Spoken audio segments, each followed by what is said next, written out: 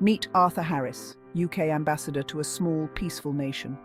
Arthur, you see, wasn't your typical stuffy diplomat. He was known for his colourful personality, his booming laugh, and a rather unorthodox approach to diplomacy. He believed in breaking the ice, you see, in using humour as his diplomatic weapon of choice. He'd tell jokes, share funny anecdotes, even participate in local stand-up comedy nights. Arthur's methods were, to put it mildly, divisive. Some in the Foreign Office cringed at his antics, whispering about diplomatic protocol and decorum. Others, however, applauded his fresh approach, his ability to connect with people on a human level. They argued that in a world of increasing global tension, a little laughter could go a long way. Arthur, for his part, remained unfazed. He believed in his methods, convinced that humour could bridge cultural divides and foster understanding. He saw himself as a kind of diplomatic jester, using laughter to disarm and charm. But as we all know, even the best jokes can fall flat, and sometimes they can have consequences that are anything but funny. It all came to a head during a rather tense diplomatic function. Tensions between the UK and the host nation were running high over a trade dispute. The atmosphere was thick with unspoken words and forced smiles. Arthur, in his element, decided to lighten the mood. He stood up, cleared his throat, and launched into a joke. The punchline involved a gun. Now, before you jump to conclusions, let me clarify. Arthur didn't actually have a gun. It was a joke, a hypothetical scenario. But in the context of the event, with tensions simmering beneath the surface, the joke landed with a thud. Silence descended upon the room. Faces, once frozen in polite smiles, now contorted in shock and disapproval. Arthur, oblivious to the shift in atmosphere, chuckled awkwardly. The silence stretched on, punctuated only by the clinking of silverware.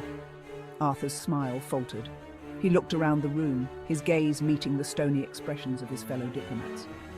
The air crackled with tension. It was as if someone had sucked all the oxygen out of the room. In that moment, Arthur knew. He knew that he had misjudged the situation, that his attempt at humour had backfired spectacularly. The weight of his words, the unintended consequences of his joke, crashed down on him. The fallout was swift and brutal. News of the gun joke spread like wildfire through diplomatic circles. The UK Foreign Office, already wary of Arthur's unorthodox methods, was appalled. The host nation, already embroiled in the trade dispute, reacted with fury.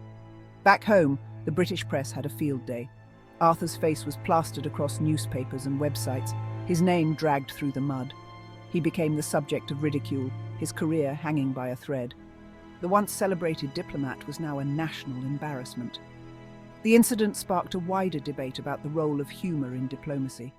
Some argued that Arthur's gaffe highlighted the dangers of using humour in sensitive situations. Others defended his right to free speech, arguing that the reaction was overblown. Arthur was swiftly recalled to the UK. His diplomatic career, once so promising, lay in ruins. The incident served as a stark reminder of the fine line between humour and offence, particularly in the high-stakes world of international diplomacy. The incident left an indelible mark on Arthur. The once jovial diplomat became withdrawn, his trademark humour replaced by a sombre silence. The incident had, in a sense, broken him. He had learned the hard way that laughter, like any powerful tool, could be used for good or ill. Arthur's story is a cautionary tale, a reminder that even with the best of intentions, humour can be a dangerous weapon.